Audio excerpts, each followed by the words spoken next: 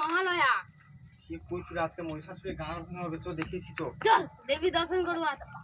কি দেবী দর্শন করবো, কাল রাতে যে কেলেঙ্কারি কাণ্ড হয়েছে, তুই কি যাবো তো। কি হয়েছে? আরে সে একটা বিরাট বড় কাণ্ড হয়েছে, কোয়া যাবে না। কি কইবো তো। আরে ক না। আর তাহলে শুন, সে কাল রাতে আমি আর আমার এই গিন্নি শুয়েছি, তখন গিন্নির মাথার ধারে একটা ঝাঁটায় তার বাঁশ ঢুকানো বাঁধা আছে। আচ্ছা। আর আমি এখন স্বপ্ন দেখি, একটা ভালো একটা মেজির স্বপ্ন দেখেছি। বাবারে। স্বপ্ন ছাড়া যাবে না, ভেঙে উঠা যাবে না। আর সেই সময় কি হয়েছি নাও, আমার মুখ পাইছে আর কি, সে ট্যাঙ্কি পুরো ওভারলোড, সে জল পুরো পড়ো পড়ো অবস্থায়, পেছাবো করতে দিতে পারি না, স্বপ্নও ভাঙতে পারিনি। আর ভয়ঙ্কর ব্যাপার।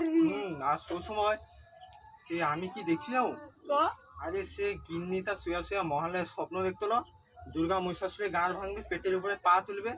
আর সেই সময় গিন্নির মাথা দেয় যে বাঁশটা যে থাইলো, সে বাঁচলে আমি হাঁ কেটে নাক ডাকি, গিন্নি বাঁচলে মনে ঢুকারে বারকারে ঢুকারে। আর সে কি করছি, আমার ট্যাঙ্কির উপরে পা তুলে এখন পা দিয়ে দোল কারে, সে পা তারপর কি হয়েছে নাও, ফাটেনি তো?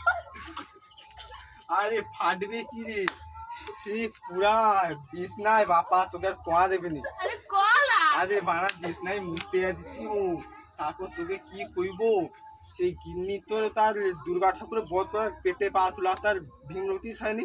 আমি কি করছি, মুখ হাতে নিছি, তা দেবী ভূত ছেড়ে ন, ভূত ছেড়ে ন, আমি তারপর ভূত ছাড়িয়েছি।